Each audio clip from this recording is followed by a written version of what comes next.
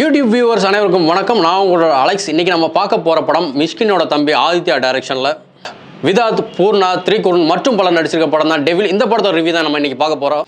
இந்த படத்தோட ரிவ்யூ பார்க்க போகிறதுக்கு முன்னாடி இதுவரை நம்மளோட சேனல் சப்ஸ்கிரைப் பண்ணல, உடனே சப்ஸ்கிரைப் பண்ணுங்கள், பக்கத்தில் இருக்க பெல் ஐக்கனை கிளிக் பண்ணுங்கள். என்னோட ரிவ்யூ உங்களுக்கு பிடிச்சிருந்தா லைக் பண்ணுங்கள், ஷேர் பண்ணுங்கள், கமெண்ட் பாக்ஸில் கமெண்ட் பண்ணுங்கள்.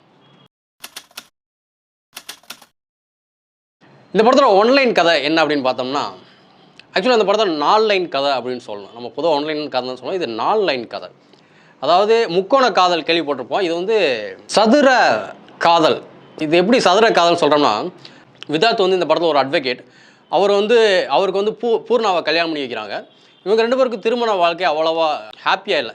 என்னென்னு பார்த்தோம்னா, விதாத்துக்கு ஆல்ரெடி அஃபேர் ஒன்று இருக்குது. தன்னோட ஆஃபீஸில் வேலை பார்க்குற கொலீக் கூட அஃபேர் வச்சுருக்காரு. ஸோ அதனால் அவருக்கு வந்து பூர்ணா மேலே பெரிய இன்ட்ரெஸ்ட் இல்லை. பூர்ணாவை கல்யாணம் பண்ணிக்கிறாரு. ஆனால் பூர்ணாவுக்கு ஒரு எக்ஸ்பெக்டேஷன் இருக்கும் இல்லையா, ஹஸ்பண்ட் கூட இப்படி இருக்கணும், உட்காந்து சாப்பிடணும். ஸோ எதுவுமே பண்ண மாட்டேங்கிறாரு.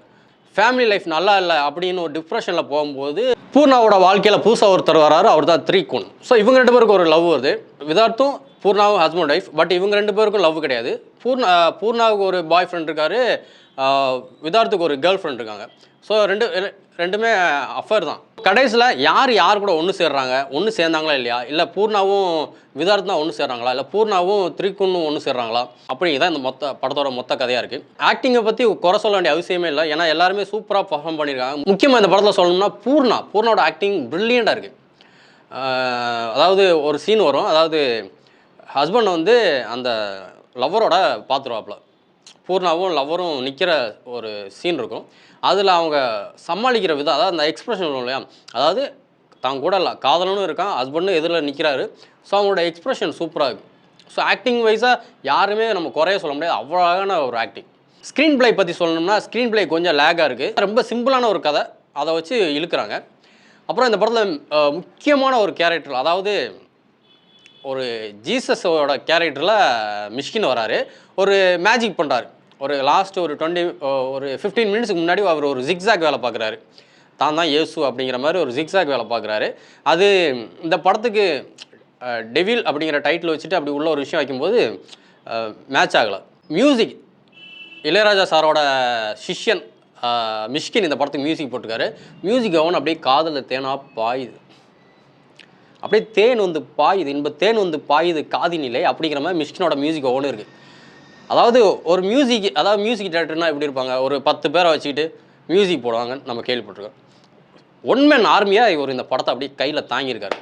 எப்படின்னா ஒரே ஒரு வயலின் வச்சு கடைசி வர அறுத்துருக்காரு. மியூசிக் வேறு லெவல். அவர் முந்தைய படங்கள் என்னென்ன மியூசிக் இருக்கோ அதை அப்படியே காப்பி பண்ணி அவர் பேஸ்ட் பண்ணியிருக்காரு. சாங்ஸ் எல்லாம் அப்படியே கேட்கும்போது பார்க்கணுமே. சரி விடுங்க, அது வேண்டாம், நமக்கு எதுக்கு. மியூசிக் அந்தளவுக்கு பெருசாக இல்லை. காமெடி நமக்கு தெரியும், மிஷ்கினோட படங்களில் காமெடி ரொம்ப ரேராக இருக்கும். இந்த படத்தில் சுத்தமாக இல்லை. அவர் தம்பி டைரக்ஷன் வேறு பண்ணியிருக்காரு. காமெடின்னு ஒன்றுமே கிடையாது. அப்புறம் வந்து இந்த படத்தில் ஒரு விஷயம் நடக்கும். அதாவது ஹஸ்பண்ட் வந்து தப்பு பண்ணதை ஒய்ஃப் பார்த்துருவாங்க. பார்த்துட்டு வந்து ஒவ்வொன்று அழுவாங்க. அதுக்கப்புறம் அவர் வந்து மனம் திருந்த மாட்டார். அந்த பொண்ணு வேற ஒருத்தர் கூட இருக்கிறத இவர் பார்த்துட்டு, அவள் எனக்கு நீ வேணாம், நீ தாம்மா வேணும், நீ எனக்கு அடுத்த அம்மா மாதிரி அப்படின்னு வந்து காலில் பிடிச்சி கெஞ்சி எனக்கு இன்னொரு சான்ஸ் கொடுன்னு கேட்டோடனே இவங்களும் கட்டி பிடிச்சி அழுது மன்னிச்சு சேர்த்து ஒரு ஹாப்பியான லைஃப்பை வாழ்கிறாங்க.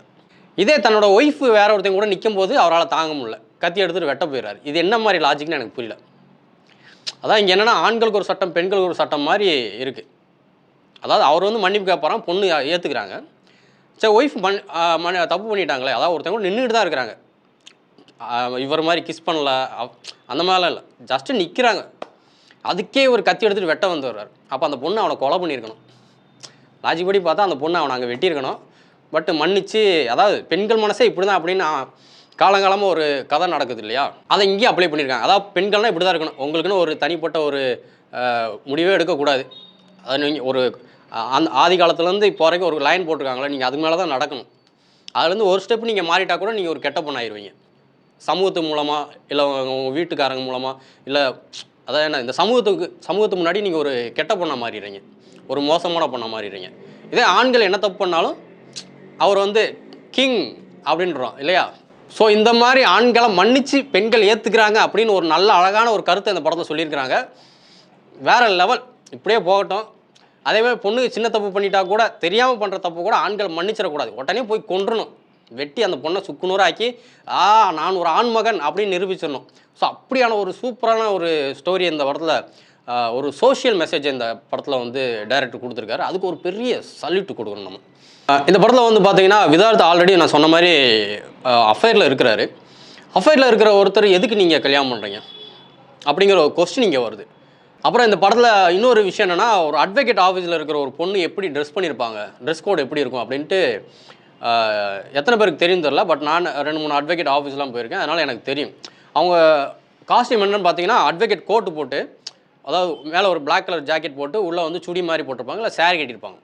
இந்த பொண்ணு எப்படி போட்டிருக்குன்னா, வி நெக்கு, இங்கே ஷார்ட்ஸ், அதாவது லெக்கு தொட வரைக்கும் தான் ட்ரெஸ் போட்டிருக்காங்க. தொட எனக்கு கீழே தெரியாததுனால நான் கையை காட்டுறேன், உடனே எங்கே தொடன்னு தேடாதீங்க சரியா.